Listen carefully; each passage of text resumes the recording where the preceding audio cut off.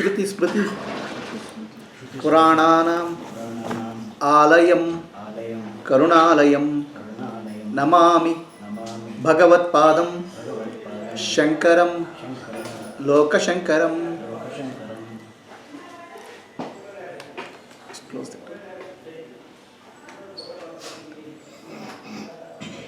Continuing our contemplation on Brihadaranyaka Upanishad, see how step by step in Munikanda, Yajnavalkya is taking us, or the questions are taking us from karma, the effect of karma, effect of good karma, and effect of the greatest karma which gives good merits like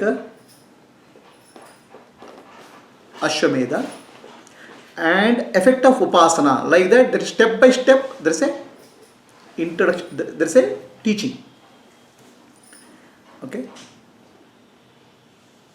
The purpose of teaching of this karma and karma phala and upasana and also the higher level loka like Hiranyagarbha is to tell us that these are all temporary. No matter how hard you work, no matter what you get, these are all not eternal. Only truth which is eternal is the self, Atma. Self-realization or self-recognition alone is the solution for the challenges which are the suffering which we are going through in any loka, any plane of existence.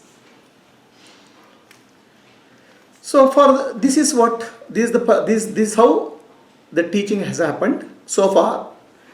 Now one more person gets up. His name is Ushasta Chakrayana. Ushasta Chakrayana. For the sake of simplicity, we'll call him Chakrayana. So he starts asking Yajnavalkya.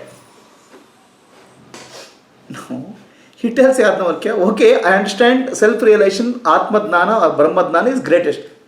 Now please show me directly Brahman. Okay? I don't want any indirect answer. I want only direct knowledge of Brahman, no indirect knowledge. So he is asking, oh, self-realization is great, but don't give me any indirect answers. Show me Brahman directly.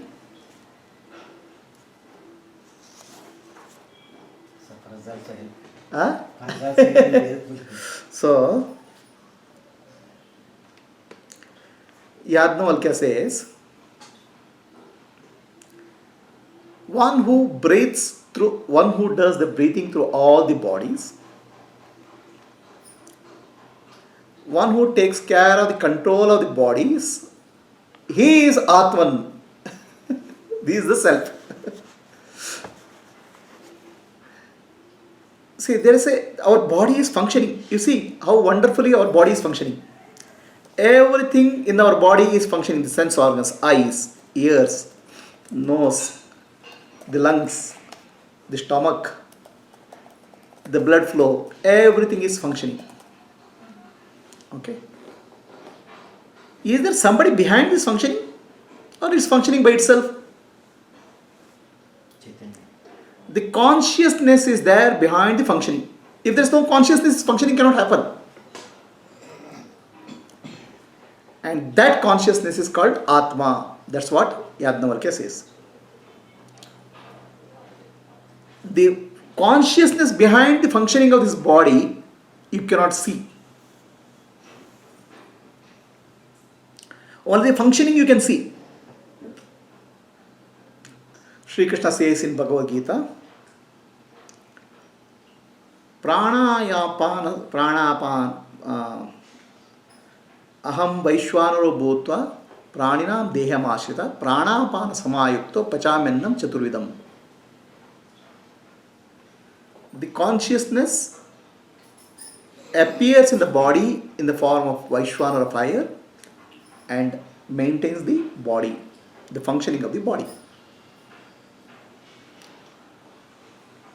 It is like electricity flows through all the equipments, bulb, the tube light, the fan, the television, and we can see the light, we can see the we can experience the wind from the air from the fan, we can see the pictures on the television, but what we can't see is the electricity, which is common to all. Electricity is none of these, but electricity is required for functioning of all this. Similarly, functioning of the body and the mind, the presence of consciousness is required. Without the presence of consciousness, the body cannot function. And the consciousness which is there, responsible for functioning of the body, is called Atma. And that is called Brahman. So now, Chakrayana is not satisfied. This is not a direct answer. I want direct knowledge of Brahman. You are telling indirectly about Brahman. I want to know Brahman directly. What is the direct knowledge of Brahman? This is the question. So Yajnavalkya is giving indirect answer. Whatever is functioning, behind the functioning, the consciousness is there. The consciousness you cannot see, but functioning you can see. A very complex mechanism like body is functioning. So our brain is very, very complex. There are billions and billions of neurons. Even to have one thought, many neurons have to make a proper connection. The trillions of connections are there in the brain. Our heart has to pump blood in a precise manner. Even if there is a delay of 1 second, something will die in the body. So everything is maintained properly due to the presence of the consciousness. In the presence of the consciousness, all these things are happening. In the presence of electricity, all objects are functioning. So this is what Yajnavalkya says. Ushastayana says, I didn't get my answer. I wanted direct knowledge of Brahman. You are giving indirect knowledge. How do I see that person? How do I see that Brahman? Okay. So Yajnavalkya says,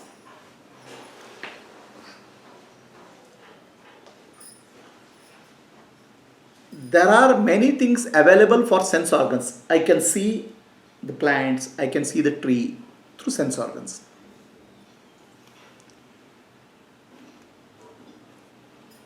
But sense organs cannot see themselves.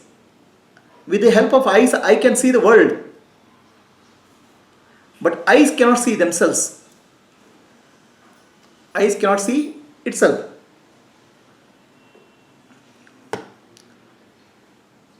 There is a variety in what is seen, but there is no variety in the eyes. There are many colors in the world, but there is not many colors in the eyes. Eyes are black or colorless. So from the outer to inner, as we move, from the variety to unity we start going. From the inner to outer when you move, from unity there is a variety appears.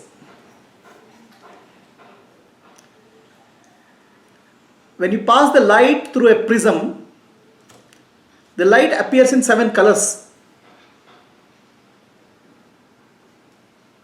Light splits up into multiple colors.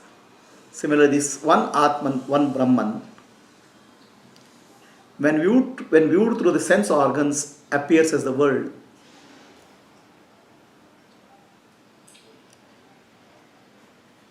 There is a variety in the world, but there is no variety in the eyes.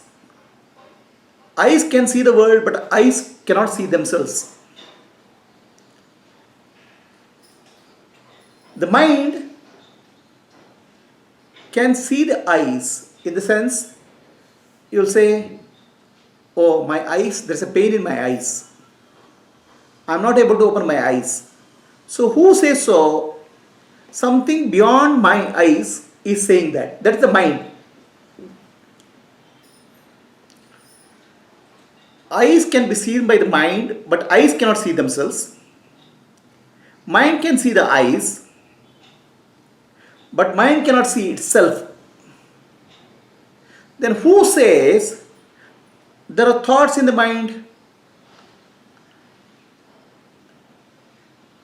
I am not able to think. I am able to think. Who is able to recognize the presence and absence of thoughts in the mind?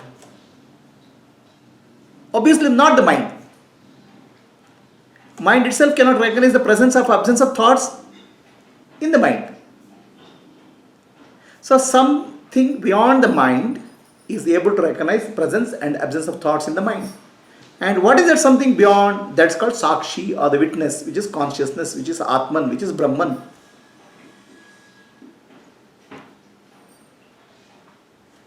In waking state there are thoughts and the world. In the dream state there are thoughts and the world. In deep sleep state there are no thoughts and there is no world. In the deep sleep state, absence of thoughts and the world is recognized by the Sakshi, the witness. The witness is there throughout all the states. Okay? Always it is possible to see the object in the form of physical world, but eyes cannot see themselves. The mind can see the eyes, but mind cannot see itself. But everything, the mind and eyes and the world is seen by one seer.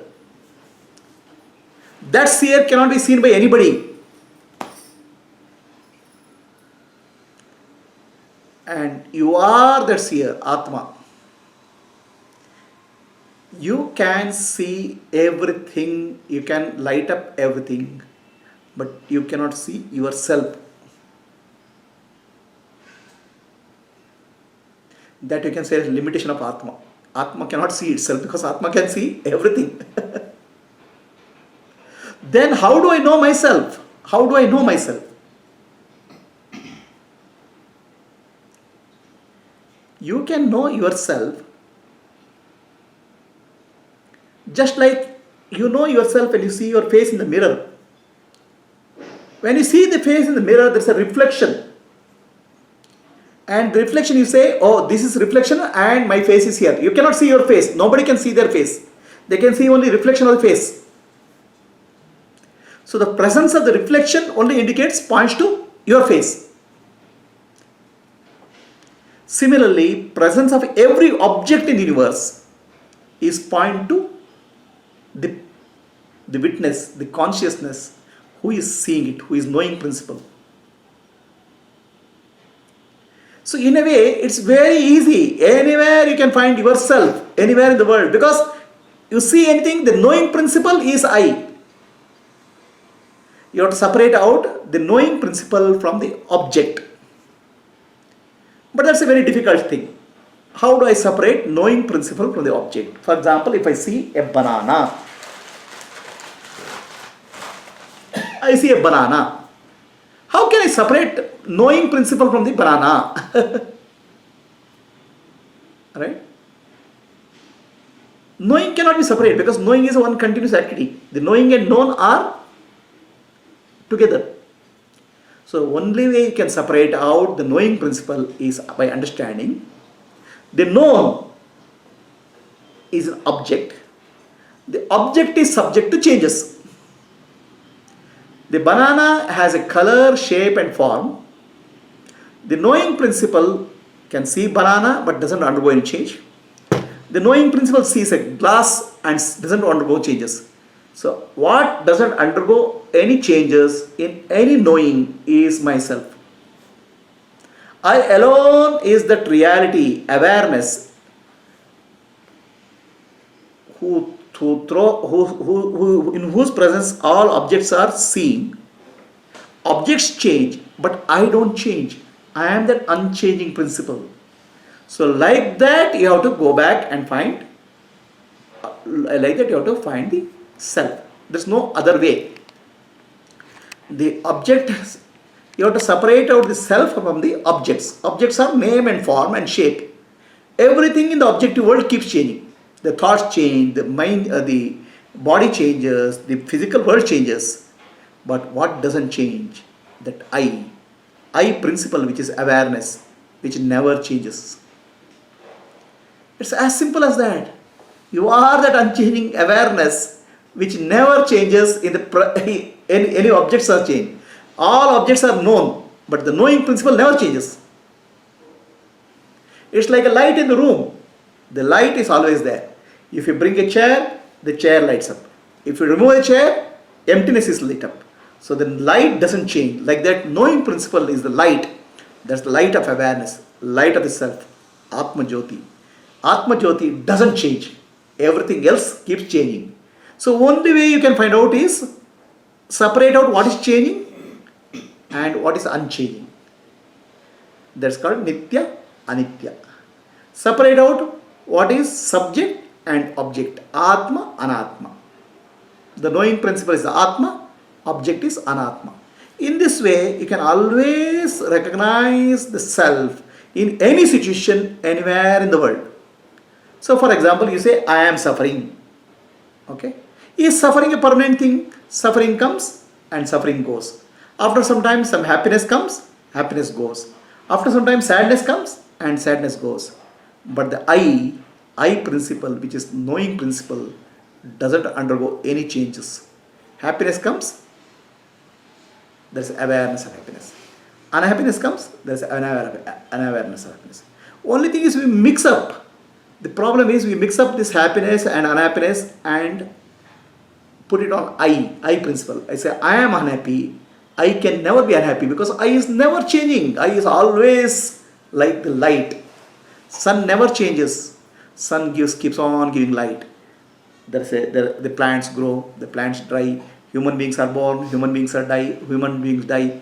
But sunlight doesn't change. Like that I, the principle, Atma, is the Jyoti, the light, the awareness, Atma Jyoti. Atma Jyoti doesn't change. In the presence of Atma Jyoti, everything appears and disappears.